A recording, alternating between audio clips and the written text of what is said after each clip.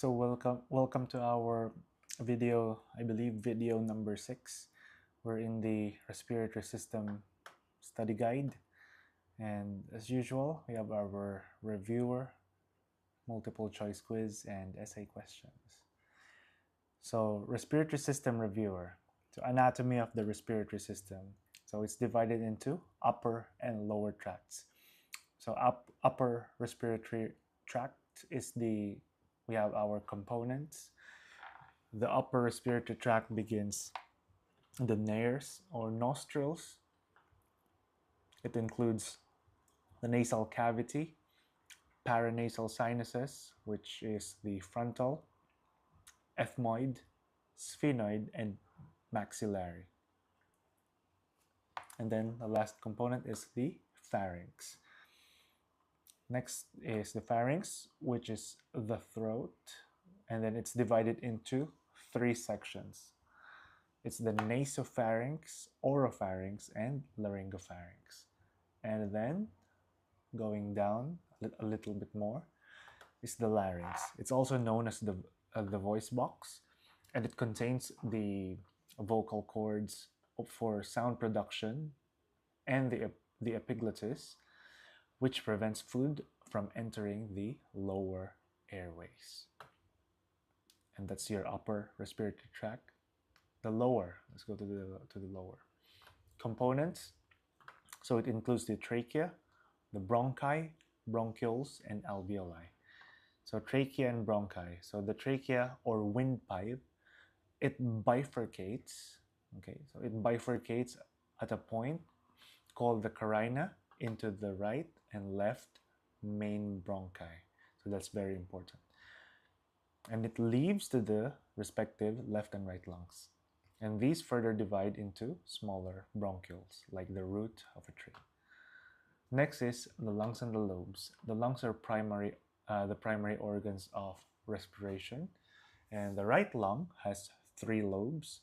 The way you can remember it, if you're new to the medical field or you want to pursue surgery as a career. So right, if you draw the letter R, the capital letter R, it has 3 kind of lines, so 3 lobes: superior, middle, and inferior lobe. While the left lung has 2 lobes, which is the superior and inferior, and this is to accommodate the heart. Next is the alveoli. So the alveoli are tiny sac-like structures at the end of the respiratory bronchioles where gas exchange occurs. Okay. So next is the thoracic cavity and muscles. So the pleura, the lungs are enclosed by a 2-layered membrane called the pleura. The outer layer is the parietal pleura, and the inner layer is the visceral pleura. And the space between them is the pleural cavity. And the muscles of respiration, the primary muscle for inhalation is the diaphragm. But that's not the only muscle. That's just the most common muscle that we hear, because that's the primary muscle. The intercostal muscles also play an important role. And muscles of expiration. So exhalation is often passive, but active expiration involves the internal and innermost intercostal muscles. And we have, of course, the accessory muscles. So during forceful breathing, muscles such as the sternocleidomastoid, scalenes, trapezius, pectorals, and the abdominal muscles are used. So physiology of respiration. We have 2 very important laws. So the first one is Boyle's law, and this principle governs ventilation, stating that the pressure is inversely related to volume. So the pressure is inversely related to volume. And you have the equation right here. This pressure difference between the atmosphere and the lungs drives airflow. And next one is Fick's law of diffusion. And this law describes the rate of gas exchange across the respiratory membrane, which is influenced by the area of thickness of the membrane and the pressure difference of the gas. So Fick's law of diffusion is, it basically just describes the rate of gas exchange across the respiratory membrane and influenced by two factors: the area and thickness of the membrane, and the pressure difference of the gas. So next is blood supply and gas exchange. So pulmonary and bronchial circulation. Pulmonary artery delivers deoxygenated blood to the alveoli for oxygenation, and then the bronchial arteries, originating from the aorta, supply oxygenated blood to the lung tissue itself. So it's the bronchial arteries. Next is the respiratory membrane. This is the site of gas exchange, and it's composed of the alveolar and capillary walls and their fused basement membrane. So that's the respiratory membrane. And the third one is the surfactant, and this is one of the common questions due to fetal development on the production of surfactant. On what month do they produce surfactant? So this is the oily substance containing phospholipids and proteins, and it coats the alveoli to reduce surface tension and prevent their collapse. And a deficiency in newborns causes neonatal respiratory distress syndrome, or NRDS. So next is lung volumes, which is the spirometry. So these are just definitions. First is tidal volume. So tidal volume is the amount of air moved during normal breathing, and it's approximately 6 to 8 mils per kilograms. So 6 to 8 mils per kilogram. And then next is minute volume, is the total air moved in 1 minute.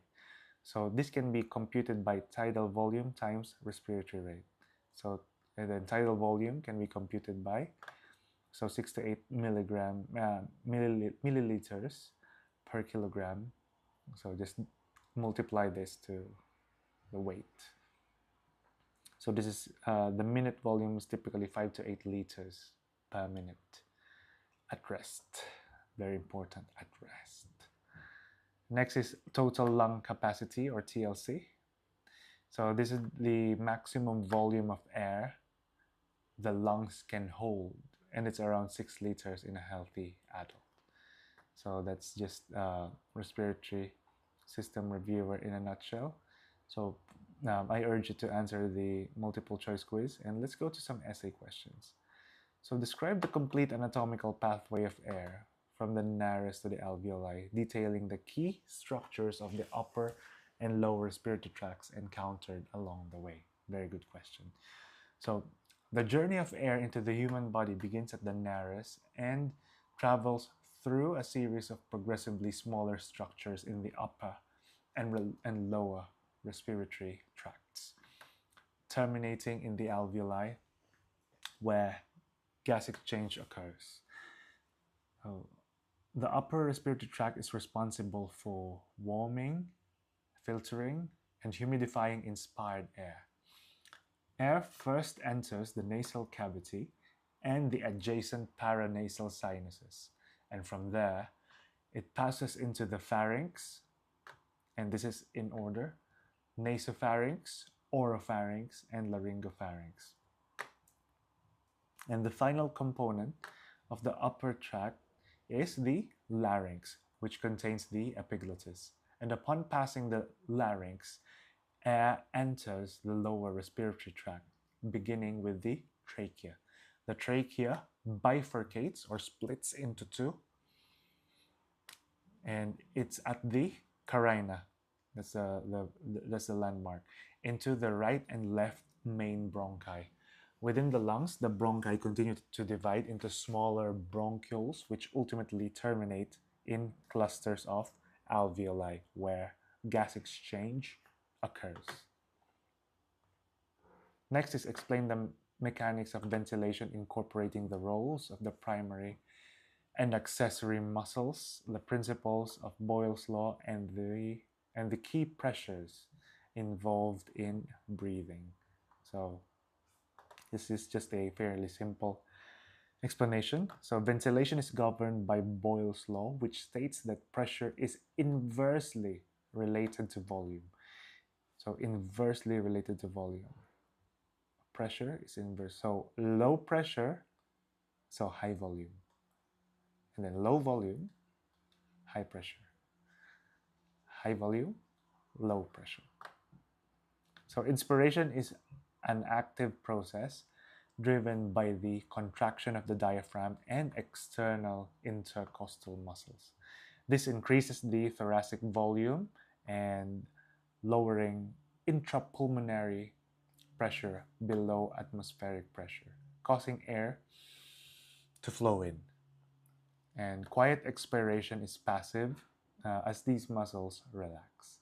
Forceful breathing recruits accessory muscles like the scalenes and abdominal muscles, and the entire process relies on maintaining a negative interpleural pressure relative to the intrapulmonary pressure, creating the transpulmonary pressure that keeps the lungs inflated. So again, the last statement, the entire process relies on maintaining a negative intrapleural pressure relative to the intrapulmonary pressure, creating the transpulmonary pressure that keeps the lungs inflated. And the next one, discuss the process of gaseous exchange at the respiratory membrane, detailing the relevant vascular structures and physical principles that govern diffusion. So gaseous exchange occurs at the respiratory membrane in the alveoli, which we've discussed earlier. The pulmonary artery carries deoxygenated blood to the alveoli. The respiratory membrane consists of the type 1 alveolar cells, the capillary endothelial cells, and their fused basement membranes.